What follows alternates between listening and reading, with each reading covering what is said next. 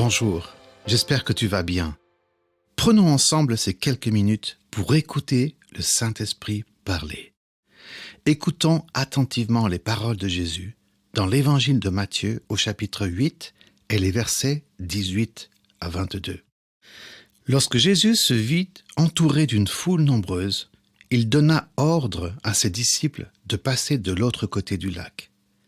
Un spécialiste de la loi, un scribe en fait, s'approcha et lui dit « Maître, je te suivrai partout où tu iras. » Jésus lui répondit « Les renards ont des tanières, et les oiseaux du ciel des nids, mais le Fils de l'homme n'a pas d'endroit où reposer sa tête. » Ce que Jésus veut dire à ce scribe est de bien réfléchir avant de s'engager. Es-tu vraiment sûr de vouloir me suivre? Es-tu prêt à payer le prix ou est-ce juste une émotion qui sera comme un feu de paille, très spectaculaire mais très court?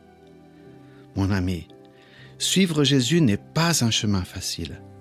Celui qui essayerait de te vendre un évangile sans sacrifice ne connaît pas l'évangile et connaît bien mal le Seigneur. Écoute ceci. La vie de Jésus a commencé dans une étable empruntée et s'est terminée dans un tombeau emprunté. Le suivre, c'est mourir à soi-même pour revêtir sa nature. C'est porter sa croix, ne pas s'installer dans ce monde.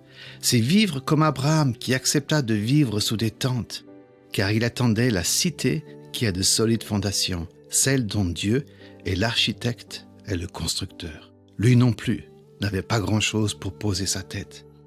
Mais le suivre, c'est aussi la promesse d'une éternité glorieuse avec lui. Et en attendant, une vie où sa bonté et son amour me poursuivront jusqu'à la fin. Continuons notre lecture. « Seigneur, lui dit un autre qui était de ses disciples, permets-moi d'aller d'abord enterrer mon père. » Mais Jésus lui répondit, « Suis-moi et laisse à ceux qui sont morts le soin d'enterrer leurs morts. » Luc nous dit que Jésus lui a dit, « Suis-moi. » Ce à quoi il répondit, « Laisse-moi d'abord enterrer mon père », qui ne veut pas dire que son père venait de mourir. Cette expression était bien connue des Juifs. Elle veut dire qu'il devait accomplir ses obligations familiales jusqu'à la mort de son père. En d'autres termes, un jour je te suivrai, mais pas maintenant, lorsque mon père sera mort. Le résultat, c'est un disciple qui manque l'opportunité malgré l'avertissement du Seigneur. Ne tarde pas, car si tu ne le fais pas maintenant, tu ne le feras jamais. Si tu ne me suis pas maintenant, tu ne me suivras pas. Nos habitudes, notre manque de discipline, notre oisiveté, les soucis de la vie prennent le dessus et nous volent cette opportunité en or. Qui sait si elle se représentera à temps? C'est une tragédie de manquer le moment. Je crois que le Seigneur te dit ceci. C'est l'heure de passer sur l'autre rive de ta vie. C'est l'heure de répondre à son appel vers de nouveaux rivages, laissant la rive de tes habitudes, la rive de la popularité peut-être. Jésus n'a-t-il pas laissé la foule derrière? Mon ami, c'est l'heure d'avancer en eau profonde. Tu sais, c'est un défi que Pierre a un jour accepté, non sans se plaindre. On a pêché toute la nuit sans rien prendre, dira-t-il. Mais il est passé au travers, au-dessus de ses émotions, de son expertise même de pêcheur professionnel.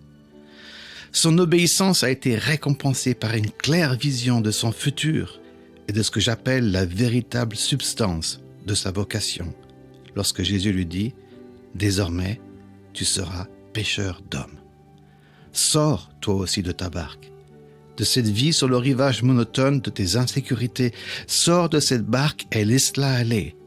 C'est une chose de marcher sur l'eau, mais c'est autre chose de laisser partir la barque. Mais c'est sur ce rivage-là qu'il t'attend. Passe sur l'autre rive de ta vie.